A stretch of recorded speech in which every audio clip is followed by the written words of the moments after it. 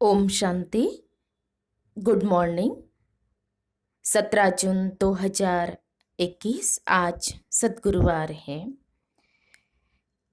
आज की मुरली में प्यारे बाबा ने कहा है कि सच्चे प्रीत बुद्धि आस्तिक किसे कहा जाता है, जिन्होंने पारलौकिक बाप को यथार्थ रीति जाना है। और बाबा कहते हैं कि तुम बच्चों ने पारलौकिक बाप को यथार्थ रीति जाना है, इसलिए तुम सच्चे प्रीत बुद्धि हो, आस्तिक हो। दुनिया में तो हम देखते हैं आस्तिक किसे कहा जाता है, यही समझते हैं ना कि जो भगवान को मानते हैं, सिर्फ मानना तो वो आस्तिक, और नहीं मानते हैं तो उनको नास्तिक कहा जाता है। लेकिन बाबा कहते हैं आस्तिक किसे कहा जाता है कि जिन्होंने जाना है, यथार्थ रीति जाना है, वो है आस्तिक प्रीत बुद्धि।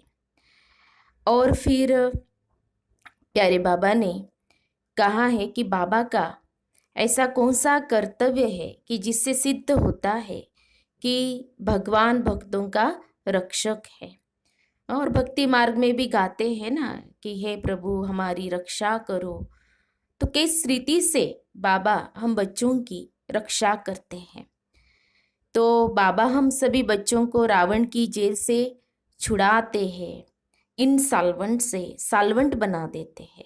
माना जो हम कंगाल बन गए तो हम बच्चों को एकदम मालामाल संपन्न बना देते हैं। और फिर और जो पुराने भक्त हैं उन्हें बाबा ब्राह्मण बना देते हैं संगम युग पर, और ब्राह्मण से वही फिर क्या बनते, देवता बनते हैं। तो ये हमारी सच्ची रक्षा करते हैं बाबा। तो इसीलिए इससे सिद्ध होता है कि बाबा इस कर्तव्य से सिद्ध होता है कि भक्तों का रक्षक है और हमें मुक्ति और जीवन मुक्ति देते हैं। तो अभी हम विस्तार से सुनते हैं सतगुरु बाबा के सत वचन, अर्थात प्यारे बाबा की मीठी मुरली। आज बाबा कहते हैं, मीठे बच्चे, तुम पारलौकिक बाप को यथार्थ रीति जानते हो, इसलिए तुम्हें ही सच्चे प्रीत बुद्धि व आस्तिक कहेंगे। बाबा ने कहा, मीठे बच्चे, तुम पारलौकिक बाप को यथार्थ रीति जानते हो, इसलिए तुम्हें ही सच्चे प्रीत बुद्धि व आस्तिक कहेंगे। आज की मुरली में प्रश्न है, बाप के किस कर्तव्य से सिद्ध होता है कि वह भक्तों का रक्षक है। बाप के किस कर्तव्य से सिद्ध होता है कि वह भक्तों का रक्षक है। उत्तर है, बाबा ने कहा, सब भक्तों को रावण की जेल से छुड़ाना, इन साल्वंट से साल्वंट बनाना, यह एक बाप का ही कर्तव्य है। जो पुराने भक्त है उन्हें ब्राह्मण बनाकर देवता बना देना, यही उनकी रक्षा है। भक्तों का रक्षक आया है अपने सभी भक्तों को मुक्ति, जीवन मुक्ति देने। मुरली में गीत बजा है, भोलेनाथ से निराला और कोई नहीं, ऐसी बिगड़ी को बनाने वाला और कोई नहीं। ओम शांति। यह किसकी महिमा सुनी बच्चों ने? बाप दादा बाप पूछ रहे हैं कि यह किसकी महिमा सुनी बच्चों ने। गाया जाता है ना, ऊंचते उच्च भगवान, और भगवान को ही बाप कहा जाता है। वही इस सारी रचना का रचयिता है, वही इस सारी रचना का रचयिता है। जैसे लौकिक बाप भी रचयिता है अपनी रचना का।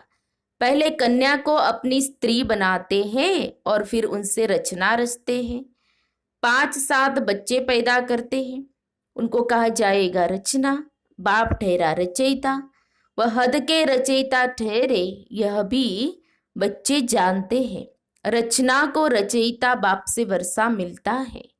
मनुष्य को 2 बाप होते ही है, एक लौकिक, दूसरा पारलौकिक। बच्चों को समझाया है ज्ञान और भक्ति अलग अलग है। फिर है वैराग्य। इस समय तुम बच्चे संगम पर बैठे हो और बाकी सब कलयुग में बैठे हुए हैं। है तो सब बच्चे, परंतु तुमने बेहद के बाप को जाना है तो सारी रचना का रचयिता है। लौकिक बाप होते भी उस पारलौकिक बाप को याद करते हैं। सतयुग में लौकिक बाप होते पारलौकिक बाप को कोई याद नहीं करते, क्योंकि है ही सुखधाम। उस पारलौकिक बाप को दुख में याद करते हैं या पढ़ाया जाता है। मनुष्य को समझदार बनाया जाता है। भक्ति मार्ग में मनुष्य बाप को भी नहीं जानते हैं। कहते भी है परम पिता परमात्मा, हे गॉड फादर, हे दुख हरता सुख करता, फिर कह देते सर्वव्यापी। पत्थर में कण कण कुत्ते बिल्ली सब में है। परमात्मा बाप को गालियां देने लग पड़ते हैं। तुम बाप के बने हो तो तुम हो गए आस्तिक। तुम्हारी बाप के साथ प्रीत बुद्धि है और बाकी सबकी बाप के साथ विपरीत बुद्धि है।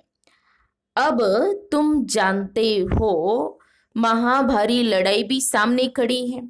पुरानी दुनिया के विनाश अर्थ हर 5000 वर्ष बाद कलयुगी पतित दुनिया पूरी हो, फिर सत्युगी पावन दुनिया स्थापन होती है बाप के द्वारा, जिसको ही याद करते हैं। हे पतित पावन आओ, हे खिवैया हमको इस विषय सागर से निकाल क्षीर सागर में ले जाओ। गांधी जी भी गाते थे पतित पावन सीताराम, हे राम सब सीताओं को पावन बनाओ। तुम सब हो सीताएं, भक्तियां, वह है भगवान, सब उनको पुकारते हैं। वह तुमको पति से पावन बना रहे हैं। तुमको कहा भी धक्के नहीं खिलाते हैं। ऐसे नहीं कहते तीर्थों पर जाओ, कुंभ के मेले पर जाओ। नहीं, यह नदियां कोई पतित पावन ही नहीं है। पतित पावन एक ज्ञान का सागर बाप है। सागर व नदियों को कोई याद नहीं करते हैं, पुकारते हैं बाप को, हे पतित पावन बाबा हमको पावन बनाओ। बाकी पानी की नदियां तो सारी दुनिया में है, वह थोड़े ही पतित पावनी है। पतित पावन एक बाप को ही कहा जाता है। वह जब आए तब आकर पावन बनाए। भारत की महिमा बहुत भारी है। भारत सब धर्मों का तीर्थ स्थान है। शिव जयंती भी यहाँ गाई जाती है। सतयुग तो है पावन दुनिया, उसमें देवी देवता रहते हैं। देवताओं की महिमा गाई जाती है। सर्वगुण संपन्न 16 कला संपूर्ण चंद्रवंशियों को 14 कला कहेंगे।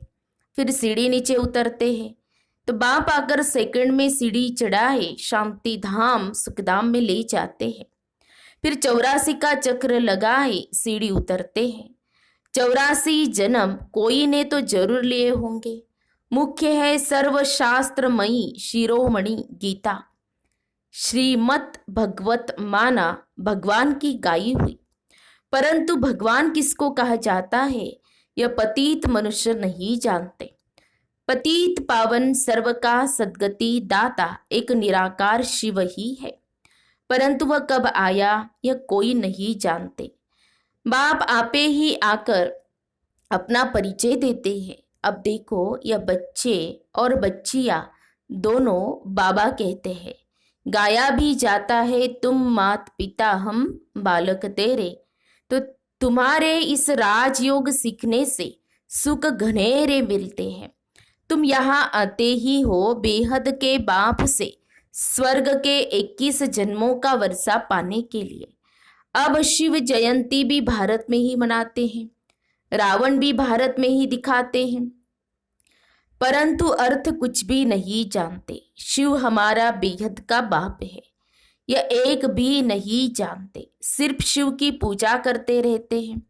जब सारा झाड़ तमो प्रधान हो जाता है तब बाप आते हैं। नई दुनिया में भारत स्वर्ग था, भारत में ही सतयुग था, भारत में ही अब कलयुग है। बाप समझाते हैं पहले पहले तुम स्वर्ग के मालिक थे, अब तुम 84 जन्म भोग नरकवासी बने हो। अब मैं तुमको राजयोग सिखलाए मनुष्य से देवता पति से पावन बनाता हूँ। भक्ति अर्थात ब्रह्मा की रात, ज्ञान अर्थात ब्रह्मा का दिन। तुम ब्रह्मा कुमार कुमारियां दिन में जाते हो। इस पुरानी दुनिया को अब आग लगनी है। बरोबर महाभारत लड़ाई है, बरोबर इस महाभारत लड़ाई के बाद ही भारत स्वर्ग बन जाता है। अनेक धर्म विनाश और एक धर्म की स्थापना होती है। तुम बच्चे बाबा के मददगार बन आदि सनातन देवी देवता धर्म की स्थापना कर रहे हो। तुम स्वर्ग के मालिक बनने लायक बन जाएंगे तो फिर विनाश शुरू हो जाएगा। बाबा ने कहा तुम स्वर्ग के मालिक बनने के लायक बन जाएंगे तो फिर विनाश शुरू हो जाएगा। यह है शिव बाबा का ज्ञान यज्ञ। फिर शिव कहो व रुद्र कहो, कृष्ण ज्ञान यज्ञ कभी नहीं कहा जाता। सत्युग त्रेता में यज्ञ होता नहीं। यज्ञ तब रचा जाता है जब उपद्रव होता है, अनाज नहीं होगा व लड़ाई लगेंगी तो यज्ञ रचेंगे शांति के लिए। तुम बच्चे जानते हो विनाश होने बिगर तो भारत स्वर्ग बन न सके। भारत माता शिव शक्ति सेना गाई हुई है, वंदना पवित्र की ही की जाती है। तुम माताओं को वंदे मातरम कहा जाता है क्योंकि तुमने श्रीमत पर भारत को स्वर्ग बनाया है। अब बाप कहते हैं मौत तो सबके सिर पर खड़ा है, इसलिए अब एक जन्म पवित्र बनो और बाप को याद करो तो तुम तमो प्रधान से सतो प्रधान बन जाएंगे। अभी तुम शूद्र से ब्राह्मण बन फिर देवता बनेंगे। यह कोई नई बात नहीं। कल्प कल्प हर 5000 वर्ष बाद यह चक्र फिरता रहता है। नरक से स्वर्ग बनता है। पतित दुनिया में मनुष्य जो कुछ कर्म करते हैं वह विकर्म ही बनता है। बाप कहते हैं 5000 वर्ष पहले भी तुमको कर्म अकर्म विकर्म की गति समझाई थी। अब फिर से तुमको समझाता हूँ। मैं परम पिता परमात्मा निराकार तुम्हारा बाप हूँ। यह शरीर जिसका हमने आधार लिया है यह कोई भगवान नहीं है। मनुष्य को देवता भी नहीं कहा जाता तो मनुष्य को भगवान कैसे कह सकते हैं? मनुष्य को देवता भी नहीं कहा जाता। और अभी तो कलयुग के अंदर कहते हैं ना, जिस मानव के अंदर मूल्य नहीं है, जो मूल्यहीन है, तो उसको तो मानव कहा ही नहीं जाएगा। इसलिए कहते पहले मानव तो बनो, मनुष्य तो बन जाओ। फिर बाबा तो हम बच्चों को मनुष्य से क्या बनाते, देवता बनाते हैं। तो बाबा कहते हैं, बाप समझाते तुम 84 जन्म लेते लेते नीचे सीढ़ी उतरते आए हो। ऊपर कोई जा नहीं सकता है। सभी पतित बनने का ही रास्ता बताते हैं, खुद भी पतित बनते जाते हैं। तब बाप कहते हैं उनका भी उद्धार करने मुझे आना पड़ता है। यह है रावण राज्य। तुम अभी रावण राज्य से निकल आए हो। धीरे धीरे सबको पता पड़ेगा ब्राह्मण बनने बिगर शिव बाबा से वर्षा ले नहीं सकते। तो बाप है ये दो, एक निराकारी बाप, एक साकारी बाप। वर्षा मिलता है एक साकारी बाप से साकारी बच्चों को, और फिर निराकारी बेहद के बाप से वर्षा मिलता है निराकारी आत्माओं को। अब तुम बच्चे जानते हो मीठे मीठे शिव बाबा से हम 21 जन्म के लिए सुखदाम का वर्षा लेने आए हैं। विश्व के मालिक बनते हैं योग बल से, कोई हथियार आदि नहीं है। तो बाप से योग लगाए विकर्म विनाश कर विष्णुपुरी के मालिक बनते हैं। अब अमरलोक में जाने के लिए अमर कथा सुन रहे हैं। वहां अकाले मृत्यु कभी होता नहीं, दुख का नाम निशान नहीं। तुम बच्चे आए हो श्रीमत पर चल, बेहद के बाप से श्रेष्ठ ते श्रेष्ठ देवी देवता बनने। यह कोई शास्त्रों का ज्ञान नहीं है। दिखाते हैं विष्णु की नाभि से ब्रह्मा निकला, उनके हाथ में फिर शास्त्र देते हैं। बाप कहते हैं ब्रह्मा द्वारा मैं तुमको सारी रचना के आदि मध्य अंत का ज्ञान सुना रहा हूँ। मैं ही ज्ञान का सागर हूँ। गाते भी है ज्ञान सूर्य प्रगटा, अज्ञान अंधेर विनाश। सतयुग में अज्ञान होता नहीं। वह सचखंड था तो भारत हीरे जैसा था। हीरे जवाहरों के महल बनते हैं। अभी तो मनुष्यों को पूरा खाने के लिए भी नहीं है। इन साल्वेंट विश्व को फिर साल्वेंट कौन बनाए? यह बाप का ही काम है। बाप को ही तरस पड़ता है। कहते हैं तुमको राजयोग सिखाने आया हो। नर को नारायण, नारी को लक्ष्मी बनाता हो। भक्तों का रक्षक है ये बाप। तुमको रावण की जेल से छुड़ाए सुखधाम में ले जाता हूँ। सारी दुनिया में जो ब्राह्मण बनेंगे वही देवता बनेंगे। ब्रह्मा का नाम भी बाला है। बाबा ने क्या कहा? सारी दुनिया में जो ब्राह्मण बनेंगे वही देवता बनेंगे। सब नहीं बनेंगे। ब्रह्मा का नाम भी बाला है, प्रजापिता ब्रह्मा। तुम ब्राह्मण हो सबसे उत्तम। तुम भारत की सच्ची रूहानी सेवा कर रहे हो। बाप की याद से ही विकर्म विनाश होंगे और कोई रास्ता नहीं है पति से पावन बनने का। याद से ही खाद भस्म होंगी। सोनार लोग जानते हैं सच्चा सोना झूठा सोना कैसे बनता है। उसमें चांदी, तांबा, लोहा डालते हैं। तुम भी पहले सतो प्रधान थे, फिर तुम्हारे में खाद पड़ती है। तमो प्रधान बन पड़े हो, अभी फिर सतो प्रधान बनना पड़े, तब सत्युग में जा सकेंगे। बाप कहते हैं कोई भी देहधारी को याद नहीं करो। गृहस्थ व्यवहार में रहते एक बाप के सिवाय और कोई को याद नहीं करो तो तुम स्वर्गपुरी के मालिक बन जाएंगे। स्वर्ग अथवा विष्णुपुरी थी, अब रावणपुरी है, फिर विष्णुपुरी बनेगी जरूर। साधु संत आदि सबका उद्धार करने आता हूँ, तभी कहा जाता है यदा यदा ही धर्मस्य। यह भारत की ही बात है। सर्व का सद्गति दाता मैं एक बाप शिव हूँ। शिव रुद्र सब उनके ही नाम है। अथा नाम रखे, अथा नाम रख दिए हैं। बाप कहते हैं मेरा असली नाम तो एक ही है, शिव। मैं शिव हूँ, तुम सालिग्राम बच्चे हो। तुम आधा कल्प देह अभिमानी रहे हो। बाबा कहते अब देही अभिमानी बनो, स्वयं को आत्मा समझो।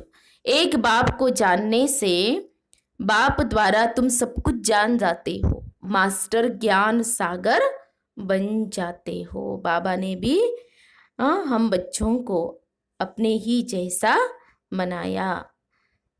इसीलिए गॉड गॉडेज कहते हैं ना, अच्छा मीठे मीठे सीखी लदे बच्चों प्रति मात पिता बाप दादा का याद प्यार और गुड मॉर्निंग। रूहानी बाप की रूहानी बच्चों को नमस्ते। हम रूहानी बच्चों की रूहानी बाप दादा को याद प्यार और नमस्ते नमस्ते। ओम शांति, ओम शांति, ओम शांति। गुड मॉर्निंग बाबा, शुक्रिया बाबा, थैंक्स बाबा, पद्मा पदम शुक्रिया बाबा आपका। धारणा के लिए मुख्य सार, आज की मुरली का सार 2 पॉइंट में। पहली पॉइंट है श्रीमत पर चलकर श्रेष्ठ ते श्रेष्ठ देवता बनना है। सारे विश्व की सच्ची सच्ची रूहानी सेवा करनी है। आदि सनातन देवी देवता धर्म की स्थापना में बाप का पूरा मददगार बनना है। दूसरी पॉइंट है आत्मा को सच्चा सोना बनाने के लिए एक बाप के सिवाय किसी भी देहधारी को याद नहीं करना है। पारलौकिक बाप से सच्ची सच्ची प्रीत रखनी है।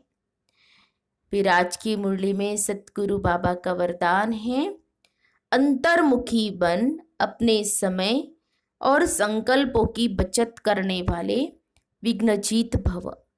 अंतर्मुखी बन अपने समय और संकल्पों की बचत करने वाले विघ्नजीत भव।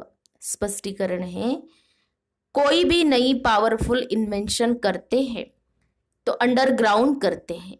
आप भी जितना अंतर्मुखी अर्थात अंडरग्राउंड रहेंगे उतना वायुमंडल से बचाव हो जाएगा, मनन शक्ति बढ़ेगी और माया के विघ्नों से भी सेफ हो जाएंगे। बाहर मुक्ता में आते भी अंतर्मुख हर्षित मुख आकर्षण मूर्त रहो। कर्म करते भी यह प्रैक्टिस करो तो समय की बचत होगी और सफलता भी अधिक अनुभव करेंगे। स्लोगन है, बीमारी से घबराओ नहीं, उसे दवाई रूपी फ्रूट खिलाकर विदाई दे दो।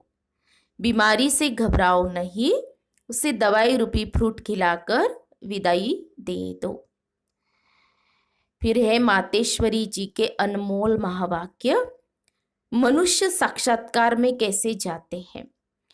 यह जो साक्षात्कार में जाना होता है तो इसकी फिलॉसफी भी बहुत महीन है। यह अंतवाहक शरीर से जाकर घूम आते हैं।